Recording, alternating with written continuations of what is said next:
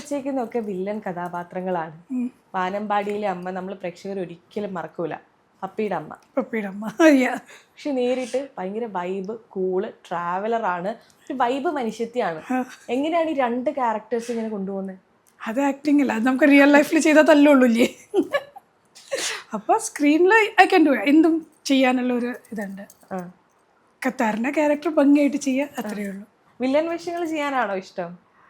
Villain ആവുമ്പോൾ അല്ല ഇഷ്ടം. എനിക്ക് അങ്ങനെ ഒരു ഇതൊന്നുമില്ല, തരുന്നത് ചെയ്യാം. അപ്പൊ എന്നെ കണ്ടു കഴിഞ്ഞാൽ വില്ലത്തിൽ ലുക്ക് ഉണ്ടെന്ന് അവർ പറയണേ. ചെറുതായിട്ട് നമ്മളെ ഈ ഓൺ സ്ക്രീനിൽ കാണുമ്പോൾ നമുക്ക് തോന്നും ഈ സാരീസ്, കോസ്റ്റ്യൂംസ്, ഡ്രസ്സിങ്, ഓർണമെന്റ്സ് ഒക്കെ കാണുമ്പോൾ നമ്മൾ വിചാരിക്കും ഈ സീരിയൽ ആക്ടേഴ്സിൻ്റെ ഒക്കെ എന്തോ ഒരു ആഷ്പോഷ് ലൈഫാണെന്നൊക്കെ. പക്ഷെ ശരിക്കും ഈ ഇൻഡസ്ട്രിയിൽ ഇതേ രീതിയിലുള്ളൊരു ആറ്റിറ്റ്യൂഡൊക്കെ ഉണ്ടോ? അല്ലെങ്കിൽ നമുക്ക് സേഫ് ആണോ സീരിയൽ ഇൻഡസ്ട്രി എന്ന് പറയുന്നത്? സേഫ് എന്ന് പറഞ്ഞാൽ നമ്മളുടെ സേഫ്റ്റി നമ്മുടെ കയ്യിലാണ്.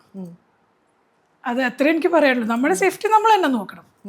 ആരും വന്ന് നമ്മൾ സേഫ് ആക്കിയിട്ട് വെക്കൊന്നുമില്ല. You have to be careful. നിങ്ങളുടെ ഇഷ്ടം, ഓരോരുത്തർക്കും ഓരോ ഇഷ്ടം ഉണ്ടാവും. ലൈഫ് എങ്ങനെ വേണമെങ്കിലും എടുക്കാമല്ലോ. ലൈഫ് പല രീതിയിലല്ല നമ്മുടെ മുമ്പിൽ വരുന്നത്.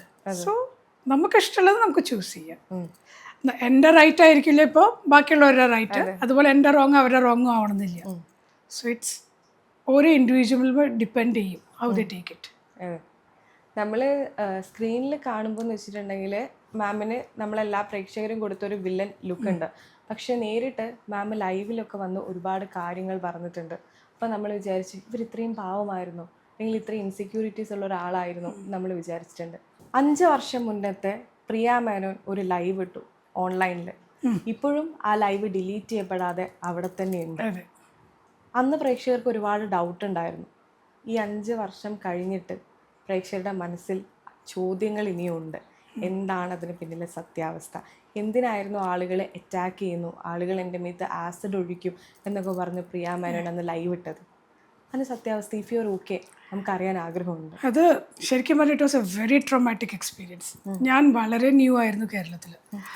ലൈക്ക് നമുക്ക് കാണുന്നവരൊക്കെ നമുക്ക് വിശ്വാസവും നമുക്ക് ഇഷ്ടമാണ്. എൻ്റെ ഒരു ക്യാരക്ടർ എന്ന് പറഞ്ഞാൽ വെരി ഹാപ്പി, വെരി ജോവിയൽ. എനിക്ക് ലൈക്ക് നാളത്തെ ദിവസം ഉണ്ടോ ഇല്ലേ അങ്ങനത്തെ ഒരു, ഇന്ന് ആഘോഷിക്കുക അങ്ങനത്തെ ഒരു ക്യാരക്ടറാണ്. അപ്പോൾ പെട്ടെന്ന് തന്നെ ഇങ്ങനെ പ്രഷറും ഓരോ ആൾക്കാരുടെ സ്വാർത്ഥ താല്പര്യങ്ങൾക്ക് വേണ്ടിയിട്ട് നമ്മൾ കൂട്ടു നിൽക്കാത്തപ്പോൾ നമ്മളെ ദ്രോഹിക്കുക, സെറ്റിൽ ഒറ്റപ്പെടുത്തുക, അബ്യൂസ് ചെയ്യുക, ഇങ്ങനെയൊക്കെ കുറേ ഉണ്ടായിരുന്നു. ആദ്യത്തെ 2-3 കൊല്ലം കുഴപ്പമൊന്നും ഉണ്ടായില്ല. അത് കഴിയാറായപ്പോൾ like it was October November December like 1920 ഞാൻ ലൈവ് ഇട്ടിരിക്കുന്നത്. ജനുവരി അത് ആ ടൈമിൽ ഇറ്റ് വാസ് ലൈക്ക് ഹൊറിബിൾ. സഹിക്കാൻ വയ്യാണ്ട് ഇട്ടൊരു ലൈവാണ്. മെന്റലി അത്രയും പ്രഷറായി. മെന്റലി ഐ വാസ് റിയലി അതിൻ്റെ ഇടയിൽ ഇങ്ങനെ ചെറിയ ചെറിയ പ്രശ്നങ്ങൾ വരും, സോൾവ് ആവും. ചെറിയ പ്രശ്നം വരും, സോൾവ് ആവും. ലൈക്ക് പ്രൊഡ്യൂസേഴ്സൊക്കെ ഭയങ്കര ഹെൽപ്ഫുൾ ആയിരുന്നു. അപ്പോൾ അവർ പറയും ഞങ്ങൾ ചേച്ചി അനുഭവിക്കണ അറിയുന്നുണ്ട്, പക്ഷേ യു ആർ സോൾവിങ് ഇറ്റ്. നമ്മൾ സോൾവ് ചെയ്യുമ്പോൾ അത് തീരും. പക്ഷെ ഒരു പോയിന്റ് എത്തിയപ്പോൾ അത് എടുക്കാൻ പറ്റാത്ത രീതിയിലായിപ്പോയി. നമുക്കൊന്നും എടുക്കാൻ പറ്റില്ല. അപ്പോൾ എനിക്ക് ആ നേരത്ത് പറയാൻ ആരുമില്ല, ഇത് ഷെയർ ചെയ്യാൻ അറിയില്ല. That's why I went live. ഞാൻ അവിടെ നിന്ന് ഇറങ്ങണമെന്ന് വിചാരിച്ചിട്ട് തന്നെയാണ് ലൈവ് പോയത് ആ ടൈമിൽ. ആ ലൈവിന് ശേഷം പിന്നെ എങ്ങനെയായിരുന്നു ലൈഫ്? പിന്നെ എങ്ങനെ director was the main culprit അതിന്. So he came and said sorry, ആൾക്ക് കുട്ടികളുണ്ട്, ഭാര്യയുണ്ട്, ഇത് പുറത്തറിഞ്ഞു കഴിഞ്ഞാൽ വിഷമാവും, അത് റിമൂവ് ചെയ്യണം അവിടുന്ന്, ഞാൻ കാല് പിടിച്ച് മാപ്പ് പറയണമെന്ന് പറഞ്ഞിട്ട് ഈ സെറ്റ് കുറേ നേരം എന്നോട് ഇത് പറഞ്ഞു. അപ്പോൾ ഞാൻ പറഞ്ഞുള്ളൂ ഭാര്യയും കുട്ടികളുള്ളത് മറക്കരുത് ലൈഫിൽ, ദാറ്റ് ഈസ് വെരി ഇമ്പോർട്ടൻറ്റ്.